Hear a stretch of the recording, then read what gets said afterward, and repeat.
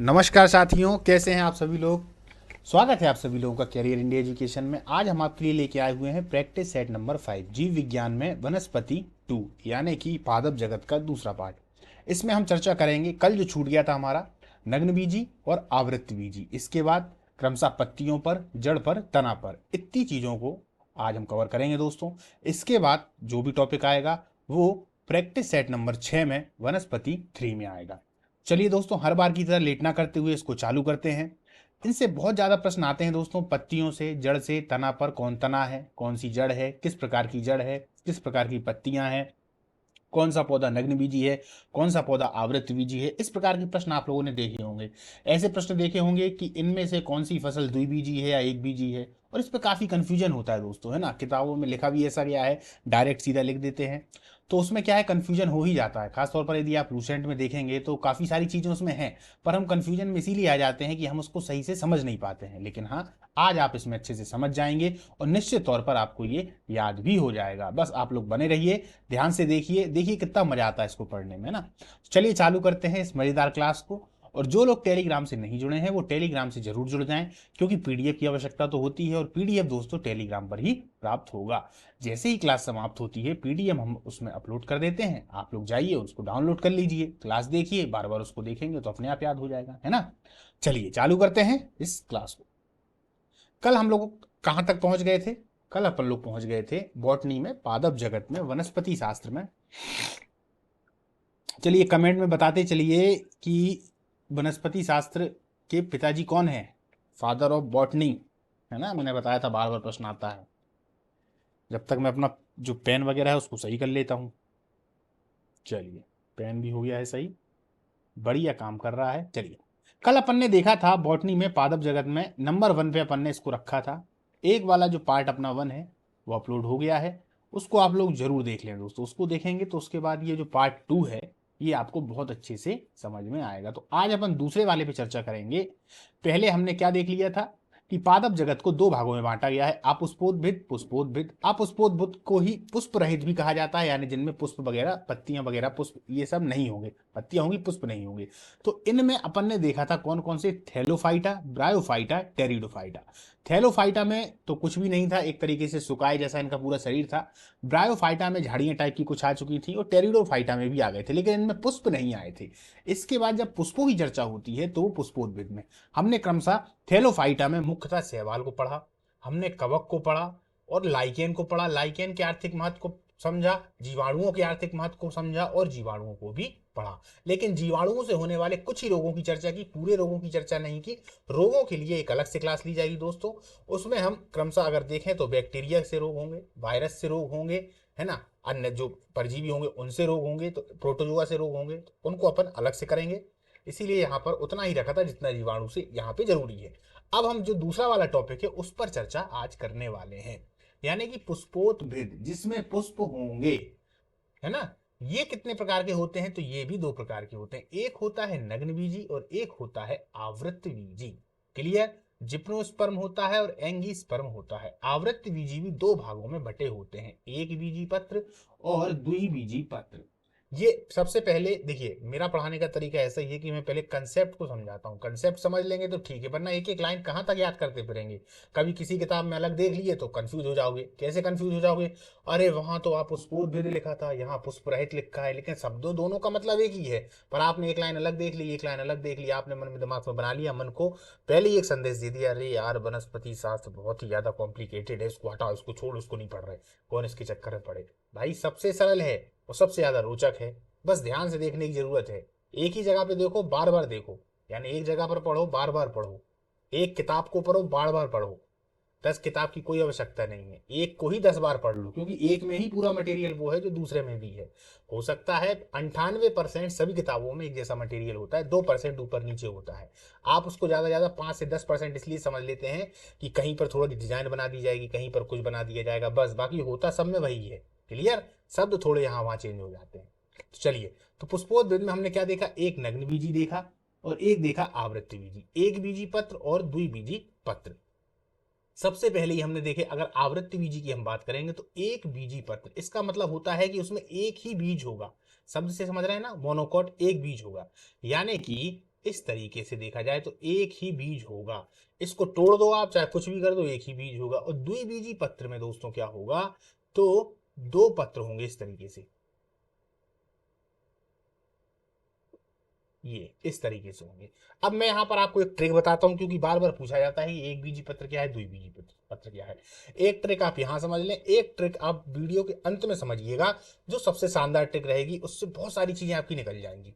पहले इस वाली ट्रिक को आप समझ लें कि जितनी भी खाने की फसलें होती हैं, दालों को छोड़कर, समझिए, दालों को छोड़कर, वो सब एक बीजी में आती हैं। आप गेहूं उठा लें, देखिए, देखते जाइएगा, गेहूं, धान, जौ, जितनी भी हैं खाने की, है ना, वो सभी क्या होंगी, एक बीजी पत्र होंगे, एक बीजी पत्र। क्लियर? ज्वार उठा लें। लेकिन द्विबीजी पत्र क्या होगा, जो दालें होती हैं दोस्तों, दालें, वो द्विबीजी पत्र होंगी। चना ले लें, अरहर ले लें, मूंग उठा लें। अब एक एक याद करने की जरूरत नहीं, दिमाग में आ जाए तुरंत, अच्छा सर ने बताया था कि यार गेहूं, आप खुद अपने मन से सोच लीजिए, जिनको फोड़ देंगे, अगर दो भागों में टूट जाती हैं तो दालें हैं, दो भागों में नहीं टूटती हैं तो फिर वो कौन है, गेहूं, धान, जौ, ये सब एक जीवी है। ठीक है, एक तो दोस्तों एक ये ट्रिक हो गई।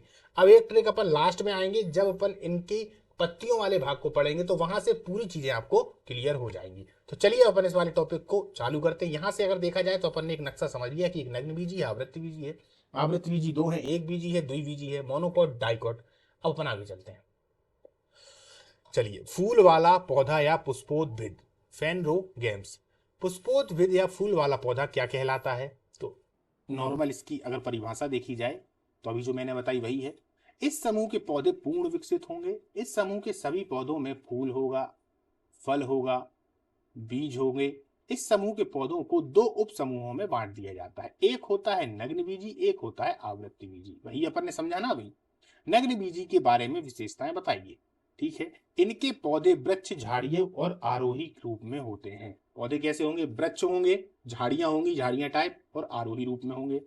पौधे बहुवर्षीय होंगे। बहुवर्षीय का मतलब होता है काफी समय तक जीने वाले, और लंबे होंगे, इनकी लंबाई भी अच्छी होती है। इनकी मूसला जड़ें होंगी जो कि पूर्ण विकसित होती हैं। मूसला जड़ें कौन सी होती हैं दोस्तों, इस तरीके से, मान लीजिए ये जमीन है, इस तरीके से जो जड़ें होती हैं वो होती हैं कौन सी, मूसला जड़ें। ठीक है, अभी जड़ वाला टॉपिक आएगा दोस्तों, जड़ से बहुत क्वेश्चन आते हैं, एक भी क्वेश्चन नहीं छूटेगा अब आपका। परागण की क्रिया वायु के द्वारा होती है। परागण आप लोग जानते हैं, यह मरुद्भिद होते हैं। मरुद्भिद का मतलब क्या होता है, zero phyta, zero phyta, zero phyta, यानी मरुस्थलीय भी होते हैं, मरुस्थलीय होते हैं। वनस्पति जगत का सबसे ऊंचा पौधा सिकोया सैम्पर विरेंस इसी के अंतर्गत आता है। कौन सा, सिकोया सैम्पर विरेंस। याद रखिए, वनस्पति जगत का यह सबसे ऊंचा पौधा है। सिकोया पेम्पर विरेंस या सैम्पर विरेंस, दोनों नाम आते हैं दोस्तों, याद रखिएगा। इसी के अंतर्गत आता है, जिसकी ऊंचाई 120 मीटर है। कितनी है, 120 मीटर। इसे ही कोस्ट रेडवुड ऑफ कैलिफोर्निया भी कहते हैं। क्या कहते हैं, कोस्ट रेडवुड ऑफ कैलिफोर्निया भी कहते हैं। ये अगले वाले स्लाइड का है दोस्तों, तो कोई दिक्कत नहीं है। इसे कोस्ट रेडवुड ऑफ कैलिफोर्निया कहते हैं। तो हमने यहाँ से क्या क्या देखा, नग्न बीजी के बारे में। पौधे बहुवर्षीय होंगे, काफी समय तक रहते हैं, लंबे होते हैं। जड़ें, जो मूसला जड़ें हैं, वो पूर्ण रूप से विकसित होती हैं। अभी तक अपन देख रहे थे कि उनके जड़ें वगैरह विकसित नहीं थी। फ्लोयम और जाइलम, एक तरीके से देखा जाए तो टेरिडोफाइटा में तो थे, पर एक में सह कोशिकाएं नहीं थी और एक में वेसल कोशिकाएं नहीं थी, तो वो भी विकसित नहीं थी। पर अब इनमें सभी चीज विकसित होती हुई आ रही हैं। ये मरुद्भिद होते हैं, यानी मरुस्थल में रहते हैं। इन्हीं को हम जीरोफाइटा भी कहते हैं। क्लियर है। वनस्पति जगत का सबसे ऊंचा पौधा, याद रखिए, सिकोया पेम्परविरेंस या सैम्परविरेंस इसी के अंतर्गत आता है, जिसकी ऊंचाई 120 मीटर है। इसे कोस्ट रेडवुड ऑफ कैलिफोर्निया कहते हैं। क्लियर, आगे चलते हैं। सबसे छोटा अनावृत बीजी पौधा, अब इसी में सबसे छोटा अनावृत बीजी पौधा जेमिया पिग्मिया है ना, अनावृत बीजी, जेमिया पिग्मिया। अनावृत बीजी मतलब आप समझ रहे हैं ना, वही नग्न बीजी भाई।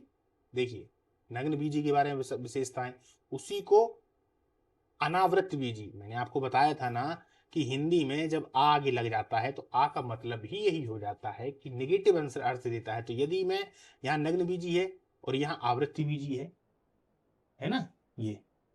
अब अनावृत बीजी लिख दूं, अनावृत बीजी, तो ये किसका मतलब दे रहा है भाई, ये नग्न बीजी का ही तो मतलब दे रहा है, तो वहां कंफ्यूजन में मत आना, है ना। ये मैं बार बार बताता हूँ दोस्तों, आप लोगों को यदि मालूम है तो बहुत अच्छी बात है, आप लोगों को प्रणाम है। यदि आप लोगों को नहीं मालूम है तो इसको आप लोग समझ लें, और जिनको नहीं मालूम है मुझे उनके बारे में ये भी मालूम है कि उन्हें बहुत ज्यादा समस्या इसमें हो जाती है ना। तो वो पढ़ते ही नहीं है, वो दिमाग में क्या रही यार कौन अनावृत आवृत पुष्पोद्भिद अपुष्पोद्भिद छोड़ देते हैं, नहीं पढ़ते हैं, 3 से 4 क्वेश्चन उनके चले जाते हैं। इसीलिए समझ लें, एक बार समझ लें तो फिर पढ़ते रहेंगे। चलिए, जीवित जीवाश्म क्या क्या कहलाते हैं, इनको जीवित जीवाश्म कहा जाता है किन किन को, साइकस को, ये साइकस वही है जिससे साबूदाना बनेगा, जिंगो वाइलोवा को और मेटा सिकोया को। किसको, इसको साइकस को, जिंगो वाइलोवा को और मेटा सिकोया को। जिंगो वाइलेवा को मैडन हेयर ट्री भी कहते हैं, क्या बोलते हैं, मैडन हेयर ट्री। ये आते हैं सीधे सीधे क्वेश्चन जो ब्लू कलर से हैं दोस्तों, इन पे सीधे प्रश्न आते हैं, इसीलिए जिंगो वाइलेवा को मैडन हेयर ट्री भी कहते हैं।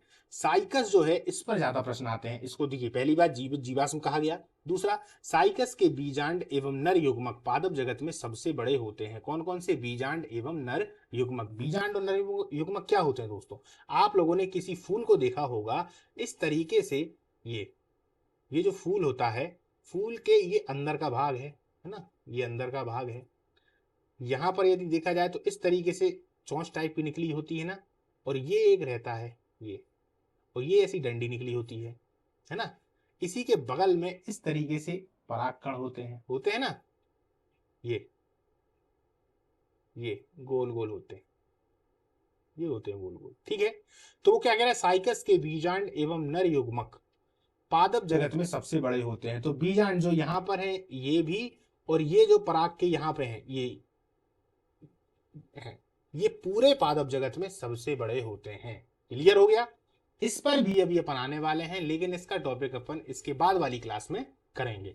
आज मैं थोड़ा सा आपको बता देता हूं, ये जो होते हैं ये परागकण होते हैं, ये जो इसके ऊपर चढ़े रहते हैं, ऊपर वाला भाग वर्तिकाग्र कहलाता है, ये वाला भाग अंडाशय कहलाता है, ये जो नीचे वाला भाग है ना ये इसको हम पुष्पासन बोलते हैं। क्या बोलते हैं, पुष्पासन। इसके बाद ये जो पत्तियां हैं जो हरे कलर की होती हैं, इनको हम बोलते हैं बाह दलपुंज। क्या बोलते हैं, बाह दलपुंज। और इसके बाद ये जो पत्तियां होती हैं यहां पर गुलाब की जो आपने पंखुड़ियां देखी होंगी, उनको कहा जाता है दल पुंज। ये मादा वाला भाग होता है दोस्तों, ये नर वाला भाग होता है, कभी हवा के माध्यम से या भौरों के माध्यम से या मधुमक्खियों के माध्यम से। जब ये परागकण इसके मुख्य भाग से होते हुए यहाँ पर आते हुए यहाँ आ जाते हैं तो निषेचन की क्रिया पूर्ण हो जाती है, जिसके पश्चात फल बन जाता है। अब आप लोगों ने देखा होगा बहुत सारे फल ऐसे होते हैं, कोई सत्य फल है तो कोई असत्य फल है ना, कोई नॉर्मल फल है, तो वो क्यों होते हैं वो अपन अगली वाली वीडियो में करेंगे दोस्तों, या अगले वाले क्लास में करेंगे। अभी अपन लोग किस पर है तो उसी पर आ जाते हैं। यहाँ पे थोड़ा सा था तो मैंने आपको बता दिया, ठीक है, वो उसका टॉपिक है। उसमें भी लोग बहुत कंफ्यूजन होते हैं, लेकिन आप लोग इस क्लास को ले लेंगे तो फिर कंफ्यूजन में नहीं आएंगे। चलिए, पाइनस के परागण इतनी तादाद में होते हैं कि पीले बादल बन जाते हैं। जो पाइनस के परागण होते हैं, जैसे पाइनस जहां पर लगा हुआ है, तो ये इतनी ज्यादा तादाद में होंगे कि ऐसा लगने लगता है दूर से कि यार ये तो पीले पीले बादल है, ठीक है। तो पाइनस में ये जो एक तरीके से खूबी कह लें, या पाइनस में है ना, अगर जब बादल एकदम से दूर से दिखने लगेंगे तो एक तरीके की खूबी ही है, लोग आश्चर्यचकित होकर देखेंगे पीले बादल कहाँ पे आ गए। इसलिए पाइनस के परागकण इतनी तादाद में होते हैं कि पीले बादल बन जाते हैं। चलिए आगे चलते हैं। जिप्नोस्पर्म का आर्थिक महत्व। अब आप कहेंगे जिप्नोस्पर्म कहाँ से आ गया, अरे भाई ये वही तो है जिसको अभी पढ़ रहे हैं, अनावृत्त बीजी, नग्न बीजी, जिप्नोस्पर्म, एक ही बात है। तीनों चीजें आ जाए तो कंफ्यूज मत होना, ठीक है। चलिए, साइकस के तनों से मंड निकाल कर खाने वाला साबूदाना बनाया जाता है, इसीलिए साइकस को पॉम भी कहते हैं। सबसे पहली बात, बार बार पूछा जाता है क्वेश्चन, वही ट्रेंडिंग वाला बताए थे ना आपको, ट्रेंडिंग आजकल खूब चल रहा है। आप लोगों ने देखा होगा न्यूज में, जैसे ही कोई सी न्यूज एकदम से चलना चालू होती है तो सब के सब उसी को चलाने लगते हैं, वही ट्रेंडिंग है। तो ये ज्यादा आ रहा है आजकल प्रश्न, कैसा कि साइकस के तने, जो साइकस होता है ना, साइकस, उसके तनों से ही मंड निकाल कर, मंड तो आप लोग जानते ही होंगे ना, जो साबूदाने आप लोग खाते हैं ना नवरात्रि पे या उपवास के दौरान, या मैं तो वैसे ही खा लेता हूँ, मुझे बड़ा पसंद है ये। तो ये जो साबूदाना होता है इसको ये मंड से निकाला जाता है, किससे, साइकस से, उसी से जिसे जीवित जीवाश्म भी कहते हैं। क्लियर। साइकस को पाम भी कहते हैं, या इसका नाम कहीं कहीं सागो पाम भी आता है, सागो पाम, ठीक। चलिए, अब देखिए चीड़, ये सब इसी में आते हैं, सिकोया, देवदार, स्प्रूस आदि की लकड़ी से फर्नीचर बनते हैं। क्या बनते हैं? फर्नीचर। चीड़ हो गया, चीड़ का पेड़ तो आप लोगों ने सुना ही होगा, सिकोया सुना होगा, देवदार बहुत सुना होगा, स्प्रूस सुना होगा, है ना, स्प्रूस है इसका नाम, स्प्रूस। चीड़ के पेड़ से तारपीन का तेल निकलता है। तारपीन का तेल तो जानते ही हैं, तारपीन का तेल वो जो मशीनों वगैरह में भी डालते हैं। देवदार की लकड़ी से सांडर्स का तेल निकलता है, ये दवाइयां वगैरह बनाने काम आता है। और जूनीफेरस की लकड़ी से सैंड स्कॉस्ट का तेल निकलता है। किसका? सैंड स्कॉस्ट का। इसी से बंदूकें वगैरह साफ की जाती हैं। तो ये सब जो तेल है वो इन्हीं पेड़ों से निकल रहे हैं, जो किस में आ रहे हैं? जिप्नोस्पर्म में आ रहे हैं। जिप्नोस्पर्म यानी अनावृत बीजी में, यानी कि नग्न बीजी में। चमड़ा बनाने तथा स्याही बनाने का काम भी जिप्नोस्पर्म में आते हैं, अर्थात चमड़ा कमाना या टिनिंग करना। अब याद रखिए, चमड़ा बनाने और स्याही बनाने। चमड़ा बनाने से मतलब होता है चमड़ा कमाना या टिनिंग, उसमें से बाल और उनको हटाना। तो हमने ये चीज दो जगह देख ली। दो जगह कहाँ देख ली? एक तो बैक्टीरिया के द्वारा भी हो रहा था दोस्तों, हो रहा था कि नहीं हो रहा था, तो वहां देखा। और एक हमने यहाँ पर देख लिया जो जिप्नोस्पर्म के द्वारा हो रहा है। तो मान लीजिए ऑप्शन में दोनों आ गए, जिप्नोस्पर्म भी आ गया, या अनावृत बीजी आ गया, या नग्न बीजी आ गया, और साथ साथ बैक्टीरिया भी आ गया, तो आप दोनों को ऑप्शन में लगा देना। लेकिन ऐसे प्रश्न जो है वो सीजीएल जैसी बड़ी परीक्षाओं में पूछे जाते हैं, आपके ये वन रक्षक में इतने ज्यादा डीपली प्रश्न नहीं आएगा। और यदि आएगा भी तो वो मेरिट बनाने के लिए आएगा, तो आप लोग जान तो गए ही हैं, तो कर ही लेंगे, है ना। चलिए आगे चलते हैं। अब आ जाते हैं आवृत्त बीजी पर, है ना। इस उप समूह के पौधे में बीज जो होगा ना, बीज वो फल के अंदर होगा, पहली बात। इनके पौधों में जड़, पत्ती, फूल, फल एवं बीज सभी पूर्ण रूप से विकसित होंगे, ये दोनों में ही होते हैं। इस उप समूह के पौधों में बीज पत्र होते हैं। जो बीज होगा ना, जैसे कि ये बीज है, तो इसी में बीज पत्र होंगे अंदर। बीज पत्रों की संख्या के आधार पर पौधों को दो वर्गों में बांटा गया। तो एक बीजी, और इस तरीके से मान लो दो हैं उसी के अंदर, तो द्विबीजी हो जाता है। ये पूरे एक ही आवरण से ढके हुए होते हैं। चना देखे हो, चना को फोड़ोगे तो दो भाग में हो जाता है, वही है। अब एक बीजी पत्र के पौधों के उदाहरण सबसे पहले देख लिए जाए। और दो बीजी पत्र तो अपन ने देख लिया कि कितने होते हैं, एक बीजी पत्र, दो बीजी पत्र। इनके दोस्तों उदाहरण आते हैं, है ना। शुरुआत में मैंने आपको बता दिया, जब वो आएगा आप लोगों को उन दोनों में अंतर करने के लिए, तो आप लोग इसको समझ लीजिएगा। और एक कब आएगा? जब इनके सीधे सीधे उदाहरण आ जाएंगे। तो देखिए, एक बीजी पत्र के उदाहरण सीधे इनको याद करना है। लिली एसी, इसके कुल का नाम है लिली एसी। कौन कौन से होते हैं? लहसुन और प्याज। क्या क्या? लहसुन और प्याज। एक होता है पालमी। पालमी में क्या क्या आता है? सुपारी, ताड़, नारियल, खजूर। आप इन सभी को देखेंगे तो इनके पेड़ एक जैसे होते हैं, तो आप पालमी को याद कर सकते हैं। लहसुन हमेशा प्याज के साथ में आती है, तो इसे लिली एसी बोलेंगे। पालमी में अगर देखा जाए तो सुपारी, ताड़, नारियल। ताड़ और नारियल एक ही जगह आपने देखा। खजूर का पेड़ भी इसी तरीके से ऊपर होता है, सुपारी का भी पेड़ ऐसा ही होता है। तो ये पालमी में आते हैं। ग्रे नेसी में कौन कौन आता है? गेहूं आता है, मक्का आता है, गन्ना आता है, चावल आता है, ज्वार आता है, बाजरा आता है। बाजरा, ज्वार, चावल, गन्ना, मक्का, गेहूं। मक्के को भी यदि आप निकालेंगे और फोड़ेंगे तो वो दो भागों में नहीं टूटेगा, वो एक ही भाग रहेगा उसका। तो ये सभी एक बीजी पौधे आते हैं, ग्रे नेसी। क्लियर? ये ग्रेनीसी में है। सीधा प्रश्न आता है कि इनमें से कौन ग्रेनीसी का उदाहरण है, कौन एक बीजी का है। तो एक बीजी की मैंने आपको साधारण सी परिभाषा बताई थी कि नहीं बताई थी? गेहूं, मक्का, गन्ना, चावल, ज्वार, बाजरा, जितने भी ये खाने वाले हैं, दालों को छोड़कर, बस दालों को याद रखिएगा, दाल में कंफ्यूजन में मत आ जाइएगा। क्लियर है? चलिए अब आते हैं द्विबीजी पत्रों पे। द्विबीजी पत्र। द्विबीजी पत्र पौधे इस वर्ग में ही पौधे आएंगे जिनके पौधों के बीच में दो पत्र होते हैं। तो सबसे पहले आता है क्रूसीफेरी। क्रूसीफेरी, तो ये सभी देखिए, मूली साथ में होगा, सलजम होगा और सरसों होगा। तो इनके जो पौधों के बीज होंगे वो दो पत्र में होंगे, मूली, सलजम, सरसों। क्लियर? मालवेशी, इसमें क्या क्या आता है? कपास आता है, भिंडी आती है, गुड़हल आता है। कपास, भिंडी, गुड़हल। कंपोजिट में क्या क्या आता है? कंपोजिट में देखा जाए तो सूरजमुखी होगा, भृंगराज होगा, गेंदा होगा, कुसुम होगा। गेंदा तो आप लोगों ने देखे ही होंगे, घर पर उगे रहते हैं गेंदा, है ना। आदमी लोग उगा लेते हैं, कुसुम को भी उगा लेते हैं। रूटेसी में देखेंगे तो नींबू, चकोतरा, संतरा, मौसम्मी, बेल। कुकर बिटेसी में देखेंगे तो तरबूज, खरबूज, टिंडा, कद्दू, लौकी, खीरा। आप देखेंगे ना दोस्तों कि तरबूज, खरबूज, टिंडा, कद्दू, लौकी, खीरा, ये सब एक तरीके से देखे जाए तो एक ही जैसे दिखते हैं। आप इनको देखेंगे, ऊपर से नहीं दिखते जैसे, कोई बड़ा होगा, कोई छोटा होगा, कोई गोल होगा, ये एक अलग बात है। अंदर से काटेंगे तो लगभग में इनकी जो संरचना है वो एक ही जैसी होगी। इसीलिए इनके कुल का जो नाम है कुकुरबिटेसी एक ही है, और उसी के अंतर्गत ये सभी आ रहे हैं। इसी प्रकार सोलोनेसी। सोलोनेसी, आलू हो गया, मिर्च हो गया, बैगन हो गया, मकोया हो गया, धतूरा हो गया, बेलोडोना हो गया और टमाटर हो गया। रोजेसी में क्या हो गया, तो स्ट्रॉबेरी हो गया, बादाम हो गया, नाशपाती हो गया, एक और छूट गया दोस्तों, लिख लीजिए सेब।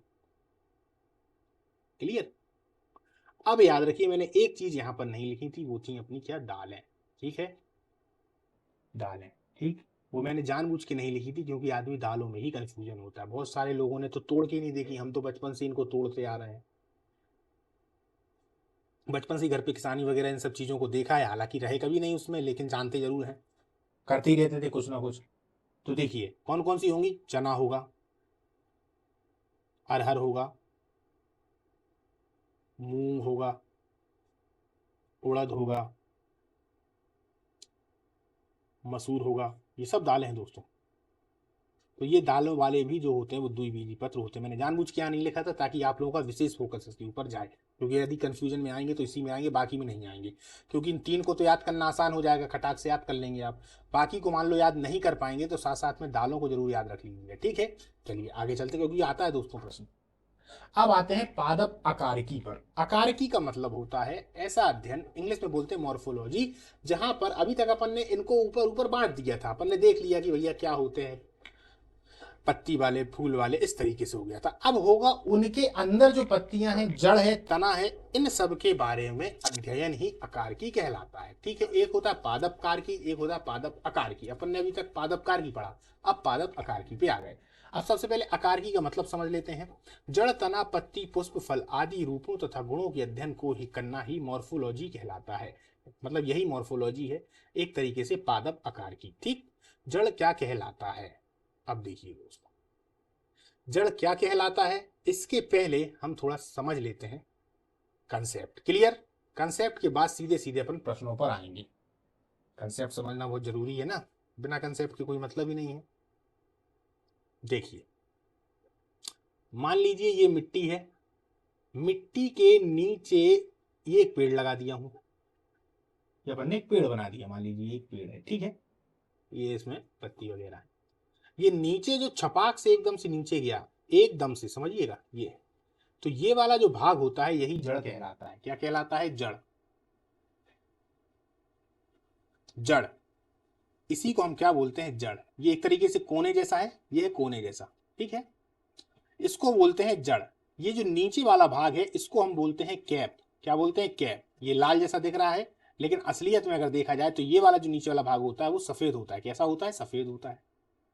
इस नीचे वाले भाग को, जो सफेद भाग होता है, इसका मेन काम क्या होता है, एक तरीके से मिट्टी को खोदने का।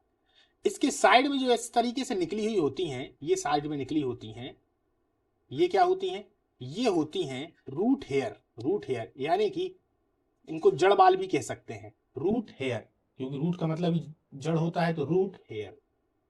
अब आप लोग समझिए, ये जो मेन तना होता है ना दोस्तों, इसका काम नहीं होता पानी वानी लेने का। जो जड़ है, माफ करिए मैं तना तना बोल रहा हूँ, ये जो जड़ है इसका काम, जो ये जो मेन वाली है, इसका काम नहीं होता पानी वानी लेने का। पानी वानी जो लेने का काम है, जो और भी तत्व है मिट्टी से लेने के, वो काम होते हैं इस रूट हेयर के। ठीक है, इसका तो मुख्य काम होता है पूरे पेड़ का बैलेंस बनाए रखना। क्या होता है, पूरे पेड़ का बैलेंस बनाए रखना। तो जैसे प्रश्न आता है कि जड़ का मुख्य कार्य क्या होता है, तो लोग लगा आते हैं कि जल से मिट्टी वगैरह लेना। अगर मिट्टी मतलब मिट्टी से जल और पोषक तत्व लेना।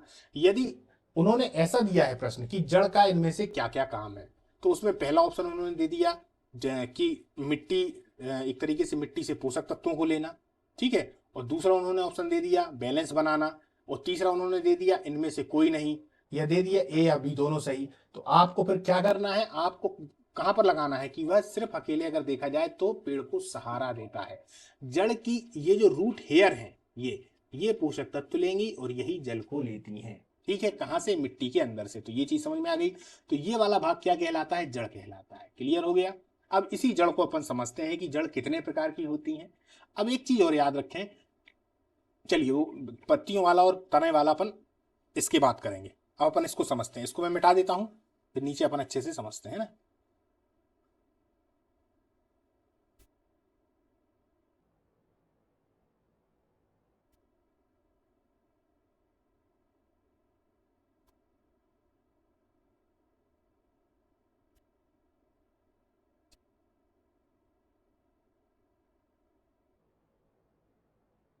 जड़ कितने प्रकार की होती है? मूलतः अगर देखा जाए दोस्तों तो दो प्रकार की जड़ होती है। एक होती है मूसला जड़, मूलतः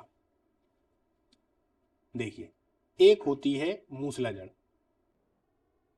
मूसला जड़ ये सभी पेड़ों में पाई जाएगी, ठीक है। और एक होती है अपस्थानिक जड़, अपस्थानिक जड़ ये मूल रूप से होती है दोस्तों। कौन कौन सी? एक होती है मूसला जड़ जो सभी में पाई जाएगी, ये जो अपन ने नीचे बनाई हुई थी, यहां मैं बनाता भी जाऊंगा, आप लोग समझते भी जाएगा, यही है मूसला जड़, ठीक है। ये सभी में पाई जाएगी क्योंकि भाई पेड़ को सहारा देना है, तो ये लगभग में सभी में पाई जाती है, ठीक है। अब प्रश्न पूछता है, तो ये तो हो गई दो प्रकार की जड़ें। अब जो वो शुरुआत से प्रश्न पूछता है तो उसके प्रश्न पूछने का क्या अंदाज होता है दोस्तों, ये देखिए। सबसे पहले तो जड़ जो है वह कहां पर ग्रोथ करती है, कहां की ओर बढ़ती है? तो जिस ओर सूर्य का प्रकाश नहीं होता उस ओर, यानी किस तरफ? जमीन की तरफ। मान लीजिए सूर्य यहां पर है तो सूर्य का प्रकाश यहां यहां आ रहा है, तो ये इस तरफ ना जाएगी, ये किस तरफ जाएगी? नीचे की तरफ जाएगी। तना इसके विपरीत में कार्य करता है, तना उसी तरफ बढ़ता है जहां पर सूर्य का प्रकाश होगा, तना भी उसी तरफ बढ़ता है और पत्तियां भी उसी तरफ बढ़ती हैं, क्योंकि पत्तियां भी तने पर लगी हुई होती हैं। तो दो क्वेश्चन आपके यहां से क्लियर हो जाते हैं, ठीक है। एक प्रश्न और आता है दोस्तों, ये जियोट्रॉपी होती है या फोटोट्रॉपी होते हैं? तो अब जियोट्रॉपी और फोटोट्रॉपी क्या है इसको और समझ लेते हैं। जो अभी मैंने समझाया उसी का एक इंग्लिश रूप है जियोट्रॉपी, जियोट्रॉपी। और एक होता है फोटोट्रॉपी, फोटोट्रॉपी। ये क्या होता है? तो देखिए, जियो से मतलब यानी जमीन, यदि जमीन की तरफ ये विकास करेगा जियोट्रॉपी, तो हम क्या लिख देते हैं? Plus VI। और यदि फोटोट्रॉपी है यानी सूर्य की तरफ कर रहा है, यानी सूर्य की तरफ तो ये जड़ कर नहीं रही है, तो ये क्या हो गई? -VE। यानी यदि जियोट्रॉपी इसमें प्लस होता है और फोटोट्रॉपी इसमें माइनस होता है। इसी के विपरीत में यदि हम तने की चर्चा कर लेते हैं तो तने में जियोट्रॉपी जो होता है वो माइनस हो जाता है, किसमें? तने में। और फोटोट्रॉपी जो हो जाता है वो प्लस हो जाता है, क्योंकि तना हमेशा सूर्य की ओर जाएगा और जो जड़ होगी वो हमेशा जमीन की ओर जाएगी। तो एक प्रश्न ऐसे भी आता है, तो जियोट्रॉपी और फोटोट्रॉपी का मतलब समझें। जियो का मतलब होता है जमीन, मतलब जमीन की ओर वृद्धि करने वाला। फोटोट्रॉफी का मतलब होता है सूर्य के प्रकाश की ओर वृद्धि करने वाला। तो ये जो इंग्लिश वर्ड आ जाते हैं तो इनमें कंफ्यूजन मत होना, आते ही हैं, याद रखिए, इसलिए बता रहा हूं, अन्यथा इस पर मैं माता पच्ची नहीं करता। ये बार बार पूछे जाते हैं, जियोट्रॉपी है, फोटोट्रॉफी है, आप लोग पढ़ते भी होंगे वनस्पति को, तो बार बार आता है जियोट्रॉपी कहाँ से आ गया, फोटोट्रॉपी कहाँ से आ गया। तो इसका मतलब ये होता है, अब आप लोग समझ गए होंगे। चलिए अब अपन जड़ों पर आ जाते हैं कि एक हो गई मूसला जड़, जो मूसला जड़ सभी में पाई जाएगी, 95% जितने भी पेड़ पौधे हैं सभी में मूसला जड़ ही पाई जाती है। अब देखिए दोस्तों, बीच में कुछ जड़ें और आ जाती हैं, जैसे कि एक होती है परजीवी जड़, परजीवी जड़। मूसला जड़ें सभी में है क्योंकि सभी को साधना है। एक होती है परजीवी जड़। परजीवी जड़ का जो उदाहरण होता है वो होता है दोस्तों बेल। क्या होती है? बेल। बेल, बेल आप जानते हैं नहीं जानते? अरे अमर बेल, बचपन में देखा होगा, तोड़ के बैग में रख लेते थे किताबों के बीच में, अमर बेल। अब अमर बेल क्या करती है? इसको परजीवी इसलिए कहा गया है क्योंकि ये दूसरे के भोजन पर निर्धारित रहती है। निर्धारित क्या रहती है? उन पर पूरा कब्जा कर लेती है और उस पेड़ जब तक सूख नहीं जाता है जब तक उसको खाती रहती है। आप लोगों ने देखा होगा बड़े बड़े जो पेड़ हैं वो बेलों के चक्कर में आके पूर्णतः सूख साख जाते हैं। जैसे ये पेड़ आ गया, अब ये मान लीजिए एक बढ़िया सा आम का पेड़ है, तो इसी के ऊपर आ जाएगी अमरबेल, धीरे धीरे धीरे धीरे करती करती पूरे में इस तरीके से फैल जाएगी, पूरा एक जाल बना लेगी। तो इसी को बोलते हैं परजीवी जड़। क्लियर? तो एक मुख्य रूप से कौन कौन सी हो गई थी? एक मूसला जड़ हो गई थी मुख्य रूप से, अपस्थानिक जड़ हो गया था, ठीक है। अभी अब अपस्थानिक की अपन चर्चा करेंगे। तो एक हो गई परजीवी जड़। अब परजीवी जड़ के बाद एक जड़ और आती है जिसको हम बोलते हैं अधिपथ जड़, अधिपथ जड़। अब आप कहेंगे ये कैसी जड़ है? ये वो जड़ होती है जिसमें आप लोगों ने देखा होगा कि एक पेड़ पे ही कोई दूसरा पेड़ भी कभी कभार उग जाता है ना। जैसे कि मान लीजिए ये कोई पेड़ है, ये इस तरीके से एक पेड़ है ना, ये इसकी शाखाएं निकली हुई हैं, इसी पर बीच में से कोई एक अलग पेड़ उग गया इस तरीके से, है ना। तो ये जो पेड़ है और इसमें अपने आप ये ऐसे निकले हुए हैं, इन्हीं को बोलते हैं अधिपद जड़। अब आप कहेंगे सर इनको परजीवी जड़ क्यों नहीं कह देते? क्योंकि भाई ये यहाँ पे रहकर भी तो खाना खा रहे हैं। तो ये खाना नहीं खा रहे हैं दोस्तों, इनकी जो जड़ें हैं या इनके जो बाहर के ये जो निकले हुए हैं, ये बाहर से नमी को सोख लेते हैं और बाहर से ही अपना भोजन लेते हैं। ये अधिपद जड़ें हैं, याद रखिए, अधिपथ जड़ें। क्लियर? परजीवी जड़ नहीं है। परजीवी जड़ का उदाहरण सिर्फ और सिर्फ बेल होता है। क्लियर? तो अधिपथ जड़ हो गई। क्लियर हो गया? अब देखिए, अब आते हैं अपन अपस्थानिक जड़ पर। अपस्थानिक जड़ में भी दो प्रकार की जड़ें होती हैं दोस्तों। एक होती है स्तंभ जड़, एक होती है स्तंभ जड़, देखिए स्तंभ जड़, और एक होती है अवस्तंभ जड़, अवस्तंभ जड़। अब आप कहेंगे स्तंभ और अवस्तंभ क्या है? जो 90 डिग्री पे आ जाए इस तरीके से, 90 अंश के कोण पे, उसको कहते हैं स्तंभ। और अवस्तंभ को कहते हैं जो छितराई रहे इस तरीके से। जैसे मान लीजिए ये पेड़ है, बीच में ये पेड़ है और बगल बगल से इसने कर दिया, ये मतलब ये पेड़ है। अब उदाहरण से आप लोग ज्यादा अच्छे से समझ पाएंगे। आपने बरगद का पेड़ देखा होगा दोस्तों, तो बरगद के पेड़ में एक मूसला जड़ तो उसमें है ही, जैसा कि मैंने शुरुआत में बोल दिया कि मूसला जड़ तो लगभग सभी में है। तो मूसला जड़ तो उसके पास में है ही, साथ में साथ साथ में रूट हेयर भी है। लेकिन उसमें बाहर से अपन देखते हैं तो स्तंभ के समान, मतलब कि ऐसी झालर टाइप की लटकने लगती है ना बरगद के पेड़ में। मान लीजिए मैंने ये यहाँ पे बरगद का पेड़ बना दिया, ये इस तरीके से होता है बरगद का पेड़, काफी बड़ा सा पेड़ होता है दोस्तों, इस तरीके से लटकने लगती हैं, है ना। ये लोग कहते हैं ये बरगद के पेड़ की जटाएं हैं, है ना, बोलते हैं कि नहीं बोलते। तो ये जो जड़ें हैं, ये जो बाहर की ओर आ गई हैं, इन्हीं को स्तंभ जड़ें कहते हैं। स्तंभ इसलिए कहते हैं कि 90 डिग्री पे है दोस्तों, कितने पे है? 90 डिग्री पे, एकदम सीधी सीधी है, तो इनको हम बोलते हैं क्या? स्तंभ जड़ें। इनका कार्य क्या होता है? मुख्यतः पेड़ को बैलेंस देना। अगर देखा जाए तो बरगद का पेड़ काफी विशाल है, वो खाली मूसला जड़ से काम उसका हो नहीं पाता, तो बाकी ये जो जड़ें होती हैं वो उसको बैलेंस देने का काम करती हैं। ठीक इसी प्रकार से एक जड़ और होती है जिसको हम बोलते हैं अपस्तंभ जड़। क्या बोलते हैं? अपस्तंभ जड़। ये किस में होती हैं? आप लोगों ने गन्ना में देखा होगा, मक्का में देखा होगा, ज्वार में देखा होगा, बाजरा में देखा होगा। इनके पेड़ जो होते हैं वो सीधे सीधे होते हैं, लंबे लंबे। तो जब ये इतने लंबे होते हैं तो अब जमीन में मान लीजिए इतने धसे हुए हैं तो ये गिर जाएंगे। तो इनको बचाने के लिए, इनकी सुरक्षा के लिए साइड साइड से कुछ जड़ें निकल आती हैं, साइड साइड से जड़ें निकल आती हैं। तो क्या हो जाती हैं? वो हो जाती हैं अपस्तंभ जड़ें। कौन सी? अपस्तंभ जड़ें। एक जड़ और है दोस्तों, उसको और मैं बता देता हूं, तो यहां से जड़ वाला आपका पूरा टॉपिक क्लियर हो जाएगा। प्रश्न कैसे आते हैं फिर अपन चर्चा करेंगे। एक जड़ और आती है, मान लीजिए मैं यहां पर इसको लिख देता हूं। एक जड़ होती है आरोही जड़। क्या होती है? आरोही जड़। आरोही जड़ ये क्या होती है? मनी प्लांट आप लोगों ने देखा होगा, ये एक एक करके दीवार पर इस तरीके से चढ़ती हुई जाती है। चढ़ जाती है कि नहीं जाते हैं? तो इन्हीं को बोलते हैं क्या? आरोही जड़। ठीक है, तो मनी प्लांट। अब आप लोग देख लीजिए मूसला जड़ें जो सभी में पाई जाती है। परजीवी जड़, सीधा सीधा आता है कि अमर बेल किस जड़ का उदाहरण है? तो ये परजीवी जड़ का उदाहरण है। ठीक है, आर्किड का पौधा किस जड़ का उदाहरण है? तो अधिपत जड़ का उदाहरण है। कौन सा? आर्किड का। याद रखिए, आर्किड। आर्किड ही ऐसा पेड़ होता है जो दूसरे पेड़ के अगल बगल बीच में से निकल जाया करता है।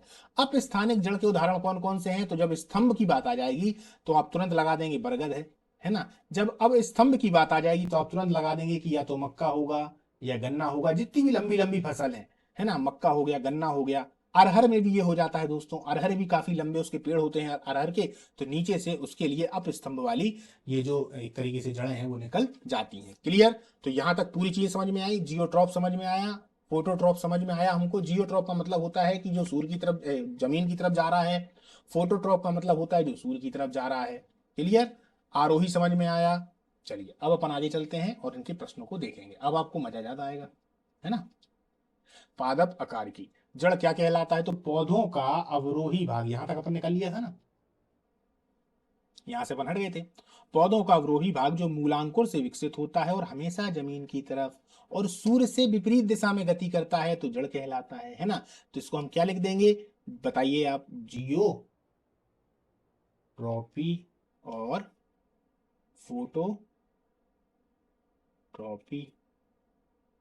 इन दोनों में क्या क्या है? जियोट्रॉपी यानी किसकी तरफ जा रहा है? तो प्लस है, जमीन की तरफ जा रहा है कि नहीं। और एक तरीके से प्रकाश की ओर जा रहा है, नहीं जा रहा है तो माइनस भी। क्लियर? आप लोगों ने देखा होगा विज्ञान में प्लस और माइनस ही चलता है ना। ए पॉजिटिव है, बी पॉजिटिव है, बुखार पॉजिटिव है, मलेरिया पॉजिटिव आ गया, नहीं यार उसमें तो पीलिया नेगेटिव आ गया, यही चलता है ना। तो इसी तरीके से इसको याद किया जाता है। ठीक है, चलिए। जड़ निम्न प्रकार की होती है। अब देखिए यहां पर अपन ने देखा तो कितने प्रकार की होती है? मूसला जड़। देखिए मूसला जड़ अपन ने देखा सबसे महत्वपूर्ण मूसला जड़, सभी में पाई जाती है, कोई दिक्कत नहीं। परजीवी जड़ क्या बताया था? अमरबेल। एक बार और लिख देता हूं, अब तो भूलेंगे नहीं ना, अमरबेल। अधिपात जड़ क्या कहलाते हैं? आर्किड के पौधे। क्या? आर्किड के पौधे। अपस्थानिक जड़, स्तंभ और अविस्तंभ अपन ने देखा था, है ना। तो इनमें कौन कौन सी थी? बरगद हो गया था। बरगद किस में था? स्तंभ में था, स्तंभ में था।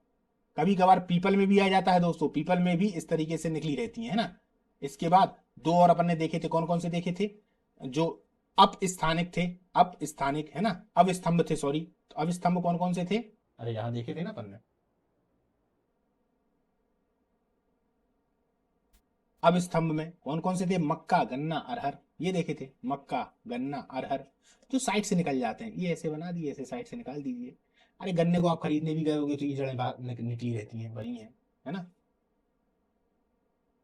क्लियर, तो कौन से हो गए, अपस्थानिक जड़। तो ये जड़ वाला जो आपका टॉपिक है वो क्लियर हो चुका है। अब इसमें आप लोग गलती लगभग में नहीं करेंगे। एक चीज और होती है कि जड़ जब होती है तो इसका एक भाग और होता है, देखिए उससे भी प्रश्न आ जाता है। मान लीजिए ये जड़ है, जड़ का ये वाला जो भाग होता है, ये मिट्टी मिट्टी है और ये यहाँ से तना स्टार्ट हो जाता है और ये पेड़ बन गया, ठीक है।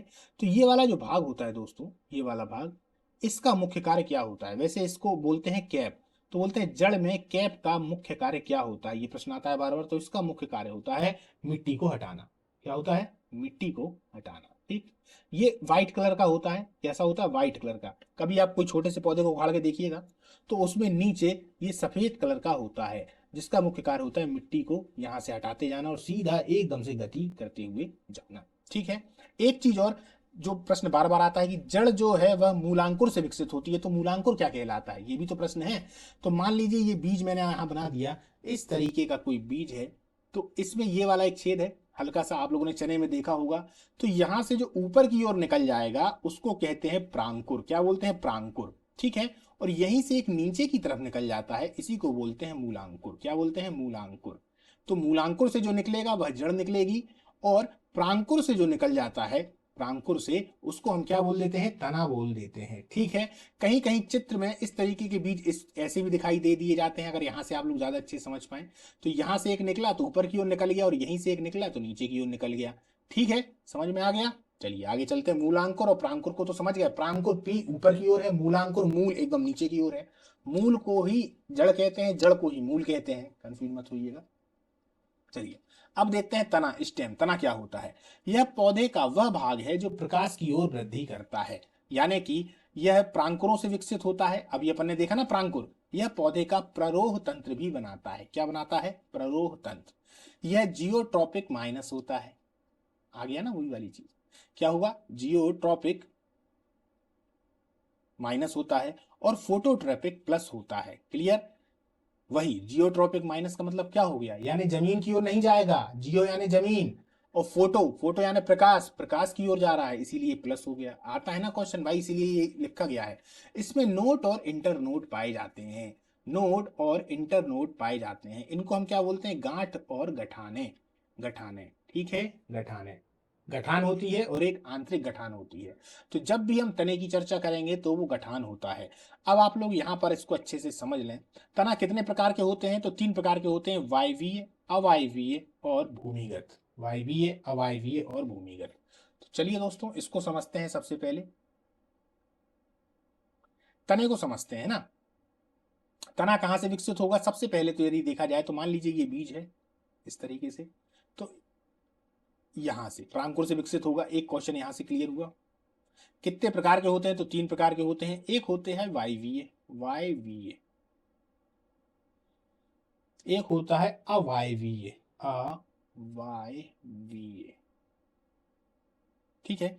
और एक होता है, वायवीय हो गया, अवायवीय हो गया, और एक होता है भूमिगत, भूमिगत, ठीक है। तीन प्रकार के होंगे। वायवीय का मतलब होता है जो वायु में रहते हैं, किसमें रहते हैं, वायु में रहते हैं। फिर वही बात, 95% पेड़ों में वायु में ही रहते हैं। पेड़ देख लीजिए आप, नीम हो गया, आम हो गया, केला हो गया, है ना, और बरगद हो गया। ये जितने भी पेड़ हैं ये सब वायवीय तनों के उदाहरण हैं। वायवीय का मतलब है जिनके तने वायु में रहे, वायु में ही तो रहते हैं। क्लियर। अवायवीय का मतलब क्या होता है, अवायवीय का मतलब होता है जिनके तने आधे वायु में रह रहे हैं और थोड़े बहुत जमीन में भी रह रहे हैं, जमीन के अंदर भी रह रहे हैं, तो उनको अवायवीय कहते हैं। जैसे कि घास और जलकुंभी, जलकुंभी, घास को आप लोग देखेंगे ना तो आप देखेंगे कि यार ये पूरा तना ही है क्या, पत्ती तो इसमें कुछ समझ में नहीं आ रही, तो उसमें उसका तना कुछ जमीन के अंदर भी रहता है और बाहर भी रहता है। जल कुंभी में भी इसी तरीके से रहता है, थोड़ा सा तना बाहर की ओर निकला रहेगा, थोड़ा पानी में डूबा रहेगा, तो ये जो है वो अवायवीय के रूप में आते हैं। और एक आते हैं भूमिगत। ये जो भूमिगत, जो भूमि के अंदर पहुंच जाते हैं, उनको भूमिगत तना कहते हैं। जो ये टोटल भूमि के अंदर पहुंच गए, वो क्यों भूमि के अंदर पहुंच जाते हैं कि उनके पौधों की ऊपर से जो लंबाई वगैरह होती है वो ज्यादा होती नहीं है, ज्यादा आवश्यकता बाहर के लिए होती नहीं है, तो वो अंदर ही रहकर अपने भोजन का निर्माण करने लगते हैं। और प्रश्न दोस्तों तने के रूप में यदि आता है तो भूमिगत के रूप में ही आता है। पहले प्रश्न या तो आएगा डायरेक्ट प्रांकुरों से विकास हुआ है, या फिर वो पूछेगा जियोट्रॉपी है या फिर फोटोट्रॉपी है, ये पूछ लेगा। फिर उसके बाद में वो क्या पूछ लेता है, फिर उसके बाद वो पूछ लेता है वायवीय तने के बारे में, अवायवीय तने के बारे में, या फिर भूमिगत तने के बारे में। और फिर अंत में फिर पूछता है कि जो भूमिगत तने हो गए, रूपांतरित तने हो गए, इनमें से कौन सा खाने वाने वाला भाग है। उस पर अपन आने वाले हैं, पहले समझ तो लें। तो जैसे कि भूमिगत तना है, तो अब भूमिगत तना कौन कौन से होंगे आप लोगों ने देखे होंगे, जैसे कि आलू हो गया, है ना, ओल हो गया, ये सब तने हैं। अदरक हो गया, लहसुन हो गया, और क्या होता है, प्याज हो गया, हल्दी हो गया। अदरक के साथ हल्दी लिखता हूँ ना, अदरक हल्दी इसी के साथ आती है, उसका भी ये कंसेप्ट अभी बताऊंगा। और लहसुन हो गया, ठीक है। अदरक हमेशा हल्दी के संग में ही आएगी, ठीक है। तो ये हो जाते हैं भूमिगत तने, ठीक है। अब अपन चर्चा करते हैं, ये अपना कंसेप्ट समझ लिया पूरा। अब इनको किसको कंद कहते हैं, किसको प्रकंद कहते हैं, किसको सलकंद कहते हैं, इस पर प्रश्न बहुत आता है दोस्तों, है ना। अभी सब याद हो जाएगा आपको। अब देखिए, इसमें नोट और इंटर नोट पाए जाते हैं।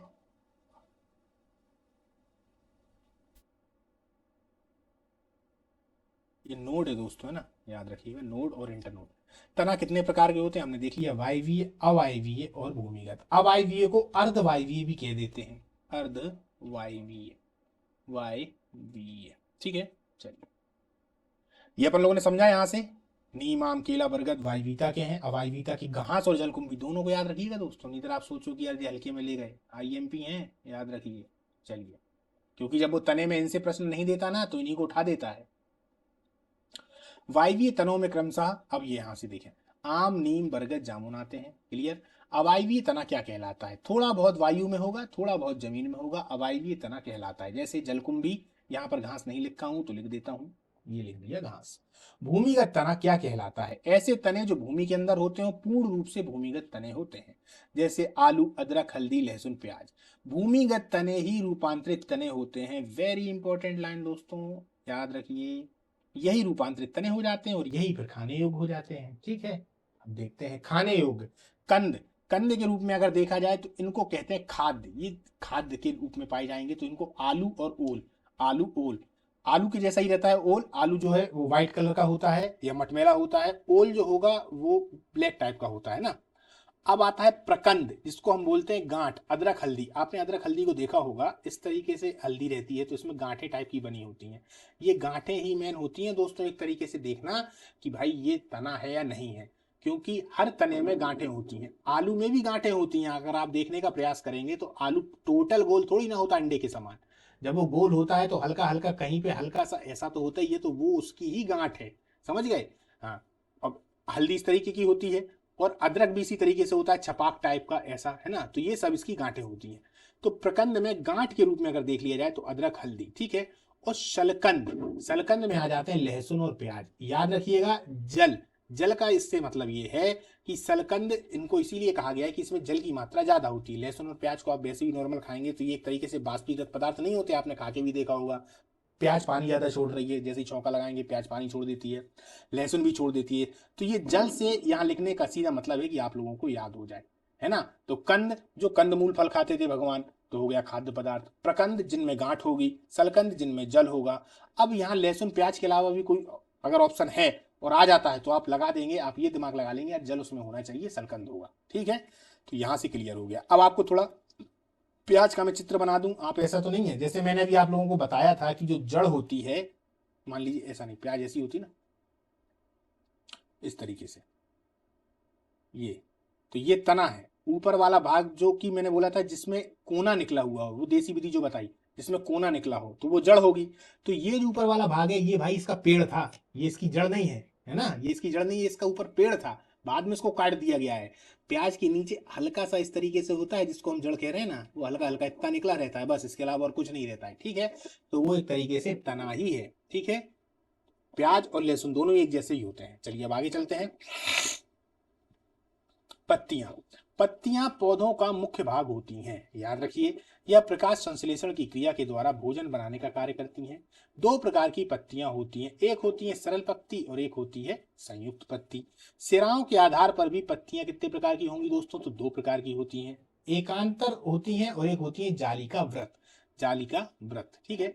कुछ पत्तियां रूपांतर पत्तियां भी होती हैं, यह अक्सर मरुद्भिद मरुस्थल में पाई जाती हैं, जैसे कैक्टस की पत्तियां, इन्हें कीट भक्षी पत्ती भी कहते हैं। क्या बोलते हैं, कीट भक्षी पत्ती भी इनके लिए कहा जाता है। तो थोड़ा पत्तियों को अपन देख के समझ के देख लेते हैं दोस्तों कि किस तरीके से होती है ना, ताकि इसका कंसेप्ट भी आप लोग भूले नहीं। चलिए अब थोड़ा पत्तियों को सबसे यही बना देता हूं। यह दो प्रकार की होती है, एक सरल पत्ती होगी, एक संयुक्त पत्ती होगी। सरल पत्ती किस तरीके से होती है दोस्तों, यहाँ पे देखते हैं। ये एक नंबर डालते हैं तो सबसे पहले सरल और उनको देखेंगे, ठीक है। ये अपन ने कर दिया। तो देखिए ये हुई, इस तरीके की जो पत्तियां होंगी नॉर्मल, ये होती है सरल पत्तियां। आपने आम की पत्ती देखी होगी, है ना, केले की पत्ती देखी होगी। और एक पत्ती होती है जो इस तरीके से होती है, जैसे मान लीजिए एक तो ये हो गया, ये है ना, ये इस तरीके से, ये होती है संयुक्त पत्तियां। क्या होती है, संयुक्त पत्ती, ठीक, संयुक्त पत्ती। अब ये किस में होती हैं, ये होगी नीम में, देखा है ना, नीम में होगी, या आप लोगों ने देखा होगा तो उसमें होंगी, क्या कहते हैं, गुलाब में होगा, गुलाब में होगा। क्लियर। अब एक चीज यहां से दूसरी चीज जो क्लियर होने वाली है उसको समझते जाइएगा दोस्तों। दूसरा, अब इन्होंने क्या बोला, सिराओं के आधार पर दो प्रकार की, एक एकांतर और एक जाली का व्रत। तो इसी तरीके से होती हैं ये, जैसे कि मान लीजिए ये ऐसा हो गया, देखिए ये हो गया एकांतर, ठीक है, एकांतर। और इसी में बना दिया गया, मान लीजिए ये छोटी छोटी होंगी, ये आड़ी तिरछी होंगी इस तरीके से, ऐसी ऐसी ऐसी ऐसी ऐसी, ये जाली का व्रत। खास तौर पर पीपल ईपल में देखा होगा, तो ये पीपल में हो गया, आम में भी इसी तरीके से होता है। और जो एकांतर होती हैं वो किस में होती हैं, केले में होती हैं, एक ही जैसी। तो ये दो प्रकार से पत्तियां बटी हुई होती हैं, दोनों प्रकार से दोस्तों आया जाता है। सबसे ज्यादा जो क्वेश्चन आता है वो किससे आता है दोस्तों, ये जो लास्ट वाली लाइन लिखी है ना, वो कुछ पत्तियां रूपांतर पत्तियां भी होती हैं, यह अक्सर मरुद्भिद मरुस्थल में पाई जाती हैं। मरुद्भिद का मतलब क्या होता है, zero phyta, zero phyta, zero phyta, ठीक है। तो इनसे ज्यादा प्रश्न आते हैं, होता क्या है, वहां पानी की कमी हो जाती है, तो वो पत्तियां क्या करती हैं, जो ये पत्तियां है ना दोस्तों, तो पत्तियों का काम मुख्यतः क्या है, भोजन बनाने का काम है। भोजन वो बनाती किससे है, प्रकाश संश्लेषण के माध्यम से जल और खनिजों को जड़ के माध्यम से ग्रहण करती हैं और फिर बनाने का प्रयास करती हैं। लेकिन चूंकि रेगिस्तान में अगर देखा जाए तो जल तो होता नहीं है उतना ज्यादा, ना ही खाने पीने की ज्यादा चीजें होती हैं, तो उनके में से पानी ना सूखने पाए, इसलिए वो क्या करेंगी, अपनी ही पत्तियों से कांटे निकालने लगती हैं। क्या निकालने लगती हैं, कांटे, इस तरीके से कांटे आपने देखे होंगे। तो जो कैक्टस नाम का पेड़ आता है, कैक्टस नाम का, वो इन्हीं पत्तियों के रूप में आता है। क्लियर। तो इन्हीं को हम कैक्टस नाम की पत्तियों को क्या बोलते हैं, एक तरीके से देखा जाए तो कीट बच्ची पत्तियां, कीट बच्ची पत्तियां। इसी कैक्टस में देखा जाए तो एक आप लोगों ने देखा होगा, एक पेड़ होता है, उसको हम क्या बोलते हैं, एक तरीके से गुड़हल जैसा एक पेड़ होता है, फूल होता है इस तरीके से। इसमें एक हल्का सा दरवाजा रहता है, कीट यहाँ आता है, कीट आएगा, अब उड़ता उड़ता उड़ता उड़ता इसके अंदर जाएगा, अब अंदर जाने के बाद यहाँ पर बैठकर खाने लगेगा। चूंकि मरुस्थल वाला पौधा है तो वो क्या करेगा, यहाँ से बंद कर लेता है और कीड़ा यहाँ अपने आप मर जाता है। कीड़े जो होते हैं वो प्रोटीन के बहुत अच्छे स्रोत होते हैं दोस्तों, और यदि प्रोटीन के स्रोत हैं तो निश्चित तौर पर उनमें नाइट्रोजन भी होती है। तो चूंकि नाइट्रोजन लेना है किसको, इनको भी, किसको, जो ये पेड़ हैं जिनको पानी वानी नहीं मिल रहा है, तो वो यहीं पर उसको दबा के मार देंगे और धीरे धीरे ये जो कीड़ा है वो इसी में गल जाएगा और इनको प्रोटीन मिल जाएगा। तो इस तरीके का काम भी पेड़ों में होता है। क्लियर। तो इनको क्या बोलते हैं, कीट भच्छी, कीट भच्छी। इन्हीं के अंतर्गत कैक्टस भी आता है। क्लियर हो गया। तो आज अपन ने दोस्तों पत्तियों को देखा, इसके प्रकाश संश्लेषण की चर्चा अपन अगले वाले में करेंगे। तो आज अपन ने पत्तियों को देखा और किसको देखा, अपन ने तने को देख लिया।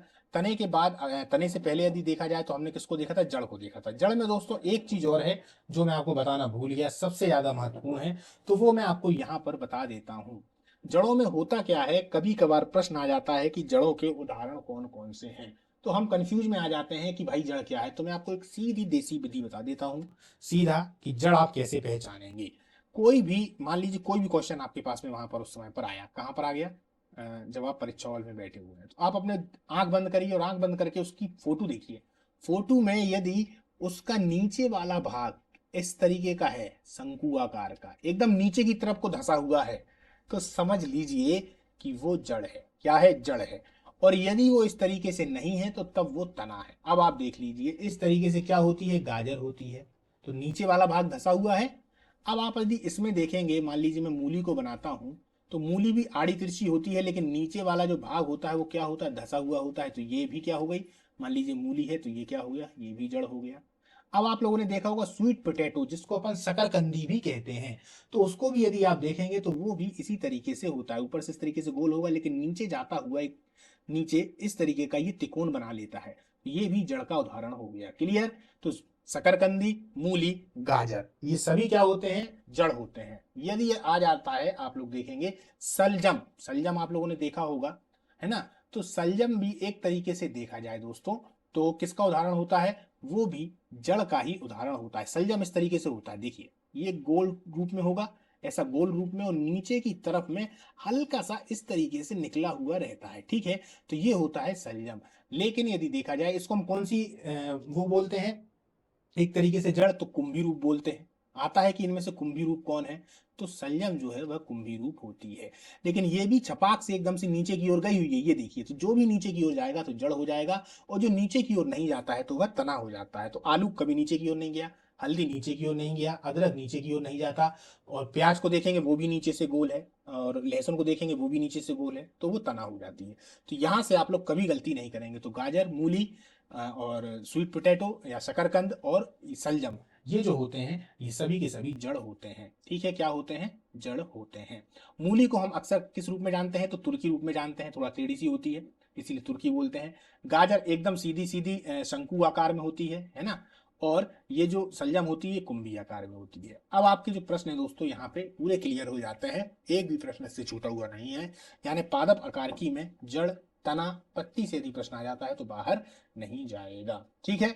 अब जो नेक्स्ट वाली वीडियो पे अपन आएंगे दोस्तों, या नेक्स्ट वाली जो क्लास में आएंगे, उस पर अपन पुष्प पे चर्चा करेंगे और फल पर चर्चा करेंगे। फलों पर वही सत्य फल, असत्य फल, फल बनता कैसे है, परागण, बीजांड, है ना, पुष्पासन, दलपुंज, बाह दलपुंज, परिदलपुंज, कौन सा खाने योग्य भाग है। बड़ा मजेदार टॉपिक है दोस्तों, उसको भी आप लोग लीजिएगा जैसे आप लोग इसको देखेंगे, है ना। चलिए चलते हैं और इस क्लास को समाप्त करते हैं, मिलते हैं अगली क्लास में। इसी तरीके से तैयारी करते रहिए। आप लोगों को बहुत बहुत ज़्यादा शुभकामनाएं कि आप लोग जल्दी से अपना सिलेक्शन ले लें। नमस्कार।